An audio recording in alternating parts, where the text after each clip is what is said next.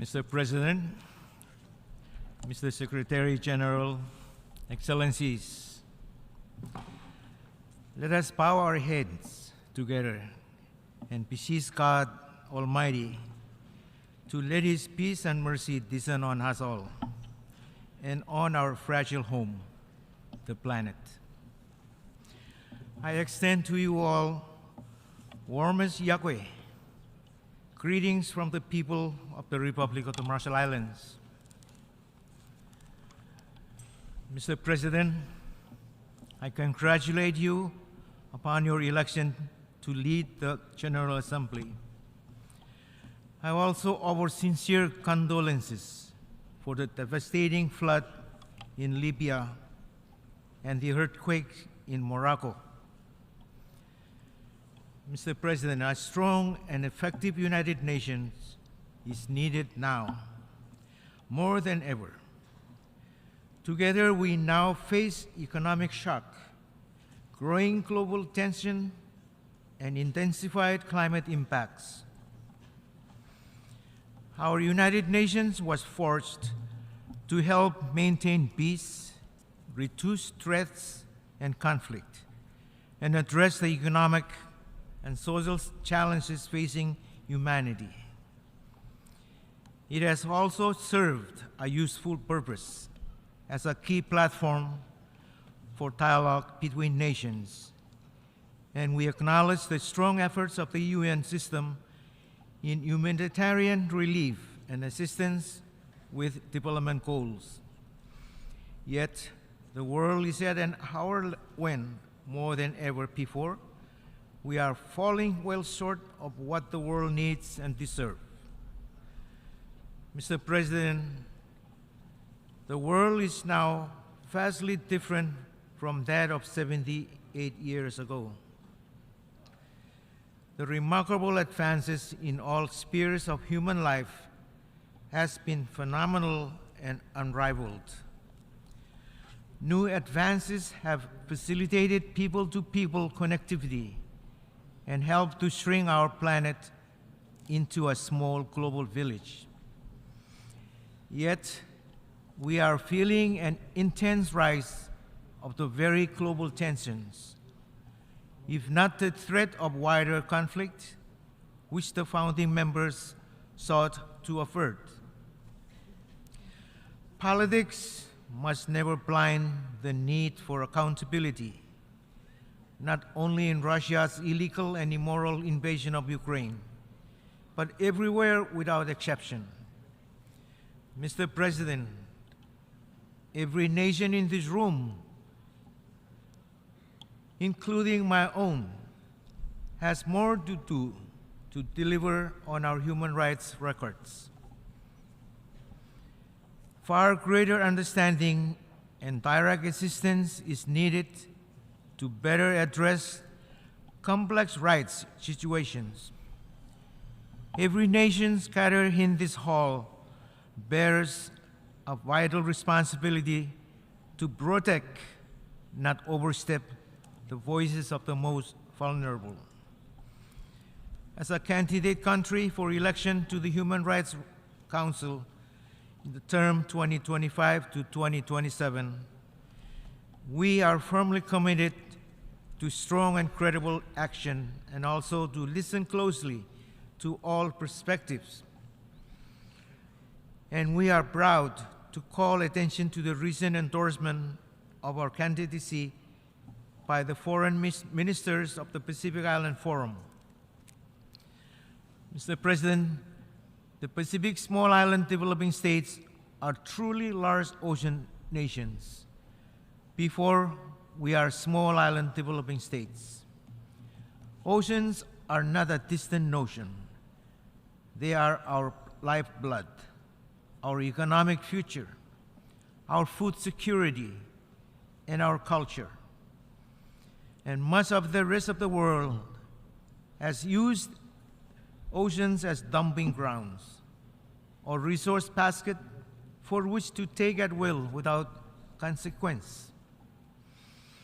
And now the tide is changing. Pacific Island nations help to set the mark in global tuna markets and affect a transition to sustainability. Our partners are helping us set up with resources, partnerships, and real-time technology to better monitor and patrol our vast EEZs. The UN has now adopted a new high seas conservation treaty addressing biodiversity beyond national jurisdiction. And at a time when nations are increasingly challenged to work together on the basics, it is a testament to political will and diplomatic skill, in which we have come together to cut across silos and define specific action and obligation to try to better ensure future generations see the same ocean benefits we know today. It is our challenge to the world to bring this treaty into force and effect before the 2025 UN Oceans Conference. And today, you have my signature of that treaty to add to the growing chorus. Mr. President, the world's equilibrium has been upset by humanity's insatiable greed for the accumulation of materialistic wealth and possessions. Today, the Marshall Islands is encountering insurmountable challenges in coping with sea level rise, erosion of shorelines, flooding caused by high tides, coral bleaching, intrusion of seawater into taro and croplands, and the rapid deterioration of the ocean ecosystem. Moreover, the warming of the ocean has affected coastal sustainable fisheries and posed a direct negative impact on our way of life. In some, our islands, our culture, our way of life, and our very existence as a people and nation is threatened. We call for the establishment of an international financing facility to provide assistance and support to small islands, developing states, and low-lying atoll nations and territories devastated during and after natural disaster, as well as elements of insulation from external shocks, be it energy, supply chains disruption, food security, global health pandemics, hyperinflation, and other challenges. Mr. President, the Marshall Islands leaders have raised the alarm and called the world's attention to dangers posed by the climate change monster since we became a member of this august body in 1991. For over 30 years, Marshallese leaders, as is the case with leaders of low-lying island states, have sounded the alarm in every international and regional forums. For over 30 years, the world has been meeting and talking about the adverse effect of global warming and climate change.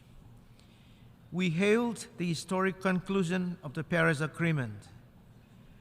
However, 8 years has gone by, and carbon emission levels remain high, and the planet is getting hotter with each passing day. And as a matter of fact, the Secretary General himself has affirmed that the era of global warming has ended. Now we have entered the age of global boiling. May I again reiterate my humble call for the world to declare war on climate change. Mr. President, the future of the Marshall Islands and all low-lying island states hangs in the balance. The eyes of people the world over are on us in this 78th session of the General Assembly. The Marshall Islands believes that the time for speeches and eloquence of talk is over. It is time for eloquence of actions. Let deeds, not words, be our operating principle.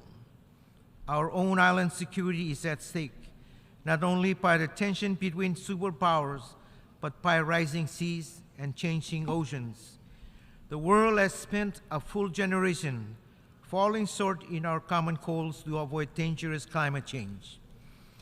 And we are past the hour of waiting for a real step up in ambition. This year must be different. At COP28, the global stockade must mark the turning point at which we all recognize that we are collectively failing to deliver on the Paris Agreement. And we must all respond by agreeing upon a clear roadmap to correct our course. This ambition roadmap must include the phase-out of fossil fuels. The world cannot afford to further ignore the issue at the heart of the crisis. Though we must use every tool at our disposal, we cannot place our hope in dreams of unproven, untested solutions or use outdated technologies or greenlight the continued expansion of fossil fuels. For the most vulnerable nations, adequate, predictable, and accessible finance is crucial, particularly for adapting to prepare for the present and future onslaught of the impacts of climate change, and addressing the loss and damage that is already being experienced. We need donors to deliver on their existing commitments and to come together to address the climate finance crisis in a way which is led by the science and the needs of vulnerable states. These challenges might be inconvenient for large economies, but I can assure the climate impacts already at our door and those yet to come are decidedly more inconvenient for low-lying atoll states like mine and for other island nations around the world. Mr. President, the United States has not fulfilled its obligation to the people of the Marshall Islands, resulting from the nuclear testing program. On November 25 or 25, 1947, U.S. President Harry S. Truman, in response to concern about the people of Vanuatu, who were being removed and relocated so that the U.S. could conduct its nuclear weapon tests, stated, "The Vanuatuis will be accorded all rights which are the normal constitutional rights of the citizens under the Constitution, but will be dealt with as wards of the United States for whom this country has special responsibilities." Our atoll nations were affected, other atoll nations were affected, and these obligations likewise remain unfulfilled. The Marshall Islands has continued its negotiation with the United States on extending our relationship of free association. We have come a long way in this endeavor, have satisfactorily addressed most issues, and remain cautiously optimistic that our agreements will be finalized soon. However, there remain difficult issues that the Marshallese people have insisted need to be resolved. As a functioning democracy, we cannot ignore the wishes of our people, and as the world's most and preeminent democracy, the United States needs to understand this reality. The Marshall Islands desires to continue its free association with the United States, but the United States must realize that the Marshallese people require that the nuclear issue be addressed. Mr. President, the Marshall Islands strongly welcomes the rise of the partners in the Blue Pacific and the support of friends and allies who are committed to working with us on island-driven solution. Our early steps together are positive, even as more structure is needed to listen closely to our deepest needs. Let's all go beyond the headline announcement and into our local communities and move into more focused dialogue with the Pacific and not just about the Pacific. Mr. President, the Republic of the Marshall Islands affirms a recent statement by the Pacific Islands Forum foreign ministers, which regarding the release of treated water from the Fukushima power plant. With other forum members, we remain vigilant and concerned as committed to regular and ongoing discussion with Japan as well as an annual dialogue with the IAEA. Mr. President, distinguished heads of state and government, I appeal to you all. Let us work together to strengthen the foundation of international peace and security. Let us then jointly call the UN Secretary General Summit of the Future next year to include diverse perspectives and voices and to force a watershed moment for peace and security. We have before us all a valuable opportunity to strengthen the pillars of accountability and UN system reform. Together, we can all help ensure the UN is truly fit for the purpose and better aligned with contemporary challenges. The fourth UN SIDS meeting in Antigua and Barbuda next year likewise is a spotlight moment for island-driven solutions and strategies. Mr. President, there remains a visible crack in the UN. Our United Nations will never be whole and complete without the meaningful participation of the 23 million people of Taiwan in the specialized agencies of the UN system, as well as in meetings and mechanisms which supports the SDGs. Difficult indeed it would be for our UN family to build further trust and prosperity between us, while also closing the doors of our organization to Taiwanese journalists and public visitors. For too long, the UN bureaucracy has stuck to a wrongful misinterpretation of Resolution 2758 and has used political influence conclusion to include any clear engagement with the people of Taiwan and their vibrant democracy. We must have the courage to recognize the reality of the present situation and relegate this outdated dogma to the walls of history. Today, the UN can no longer look the other way and ignore the need to actively facilitate peace, stability, and security across the Taiwan Strait and within the region.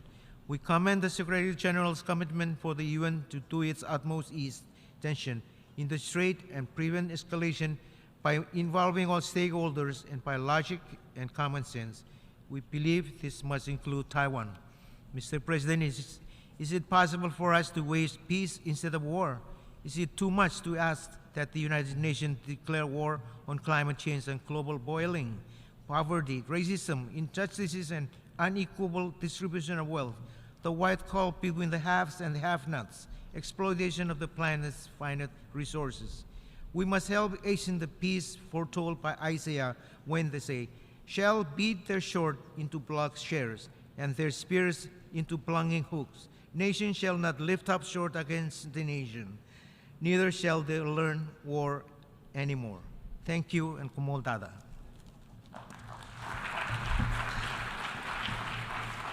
On behalf of the Assembly, I wish to thank the President of the Republic of Marshall Islands for the statement just made, and I request protocol to escort His Excellency.